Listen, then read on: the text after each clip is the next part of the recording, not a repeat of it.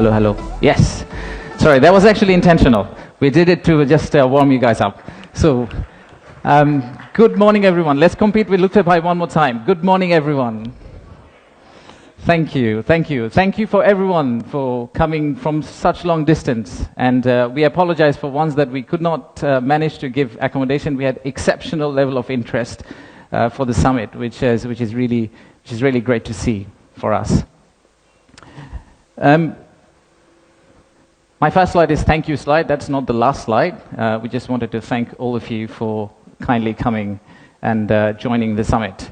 So the purpose of the summit is today, sitting in this forum, we would like to say that we are open for business, and we're really committed to win business from all of you.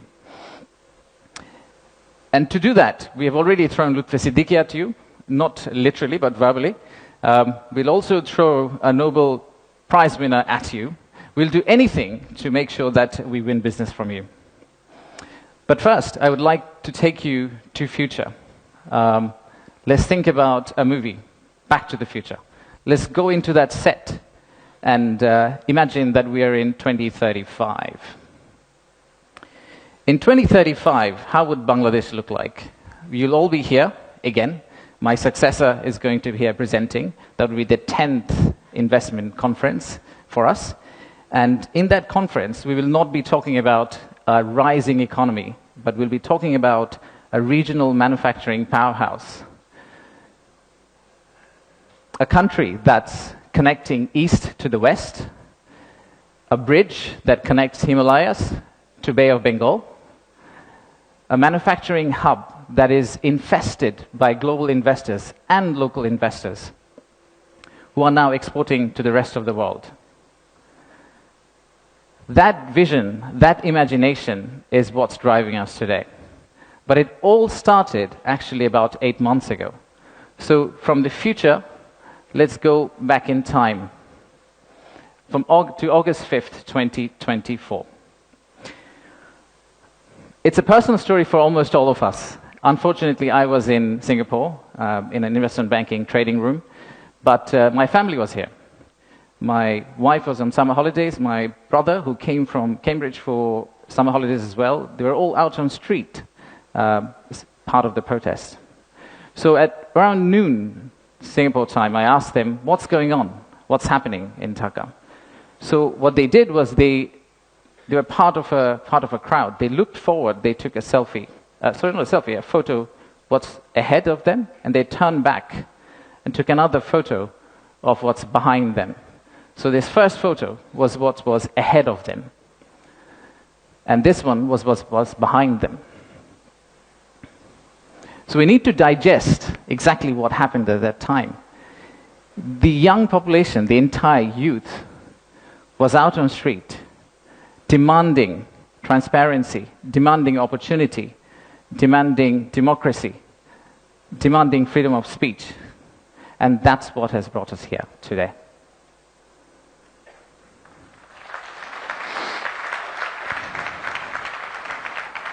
So today, the expectations are very high. The young population of our country, they're global. Unlike us, they're used to tweeting, they're used to looking at TikTok and looking at Singapore and Bangkok, so they don't want Dhaka to be Dhaka 2.0. They actually want Dhaka to become Singapore and Bangkok in 5-10 years' time. So how do we get there? That's the expectation we have. How do we get to Singapore and Bangkok within 5-10 years? How do we unlock the energy that we got during the August Revolution? How do we harness that energy and convert it into employment generation and industrialization? The story for Bangladesh was always there. A lot of you already know about it. We have 180 million domestic market. We have a young population. Almost half of it is less than 25 years old. The middle and affluent class is about 35 million people, which is as big as the Malaysian total population. We have many, many other factors that has led to where we are today. And actually, I must say that there are companies who have been here for more than 100 years and have made exceptional returns compared to the global markets.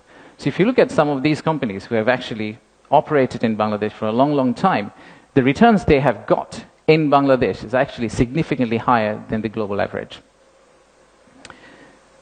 And today, we also have a fantastic news that one of our own startups called ShopUp, the news came out about an hour ago in Bloomberg that the Saudi sovereign PIF, their investment arm called Sanabil Investments, they have actually co-led a round of $110 million US, along with Peter Thiel's Valor Ventures, to invest in one of our own startup to go global. So let's give a big round of applause to ShopUp.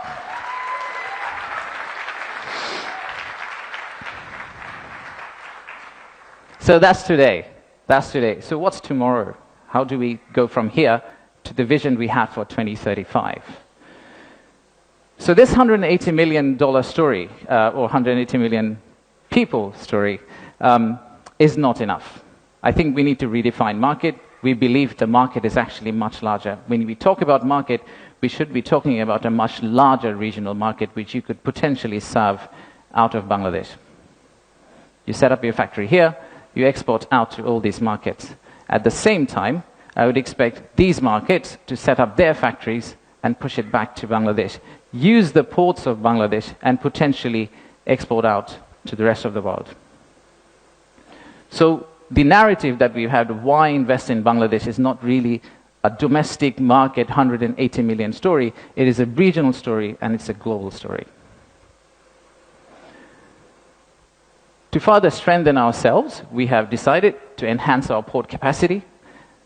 In Chittagong area, what you see now, we are actually tripling that within the next few years, which is essentially allow this region to consider Bangladesh as one of the biggest logistical hubs. However, that's not all. We need to do a lot more. So at the beginning of interim government's period, we actually decided to talk to more than 200 CEOs and entrepreneurs who actually are doing business in Bangladesh today. And we wanted to understand how can we convert our critics into our ambassadors. They are the only ones who could potentially bring business for us. They are the only ones who, if they travel abroad and say Bangladesh is a great place for business, that's when we are likely to get more investment. So we divided all their complaints into two groups, or the solutions that came out of their complaints. The list of challenges are very long. It's from the Earth to the Moon and back. But we whittled it down to a few action items, some of which are short-term wins, so some of that you see here, some of which are actually long-term policy reforms that we would like to also undertake and set the direction of travel for the country in the right course so that the incoming government, the next government, the political parties who come and start driving this economy, they can follow the same script for us. I'll give you a few examples. Let's start with, we talked about a true one-stop service. There are two elements of one-stop service. The first one is the human element, and then there is the digital element. In the human element piece, what we have decided to do is we are going to co-locate the primary agencies, the high touchpoint agencies for our investors in one location. So that instead of the investors walking around different ministries, and we have a lot of them in Bangladesh, they all come to one office and they end up meeting everyone.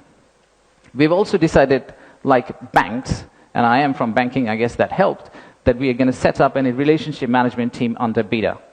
What it would essentially do is, just like a corporate banking, relationship banking manager, he would hold hand of the investor and walk them around the landing process. Let's take another example. Our friends in National Board of Revenue helped us set up the authorized economic operator. It's essentially the green channel, or widely known as the green channel setup, where if you're a good customer, you are able to circumvent some of the custom checks and fast-track your process through the ports. That has been picked up as one of the biggest challenges that we have, the time it takes to go from your factory all the way to your customer. And finally, let me show you one more example of policy change. So as you all know, there are many government agencies. We also know there is private sector. The dialogue between private sector and government agencies has not necessarily always been the most collegial. So how do we break that apart? The first thing we need to do is to club the government agency into one. We need to show one face.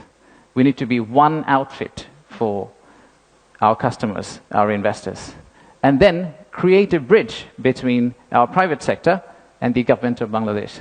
So what we are planning to do is to set up a private sector advisory council that will actually counsel the head of state directly on a regular basis, essentially voicing the changes that they would want to drive the economy forward. So these are some of the examples of what we are planning to do. And if we are able to do that, we do believe that we will get to the end, the vision we have for 2035. Now, of course, there are many, many other factual reasons, statistics, tables, Excel files that I can share with you to tell you why you should invest in Bangladesh. In fact, the next slide will have a QR code which you can scan and download, which will have essentially this presentation. So you didn't have to take the photos of the presentation, by the way. You will have this presentation, and you will also have an appendix of facts and figures and why we think competitively we're actually in a very better place than our competitors. So please watch out for the QR code. But before I go there, I would really like to finish off with this. There are economic reasons to invest in Bangladesh, but I really don't want you to invest in Bangladesh for the economic reasons. If you really think about investing in Bangladesh, think about investing in Bangladesh because of the transformational journey you're going to be part of. For the odd mixture of warmth and resilience our people have, and our century-old culture paired with the shared values that we have with you. So I rest my case here. Thank you very much for coming, and enjoy the rest of the day. Thank you all.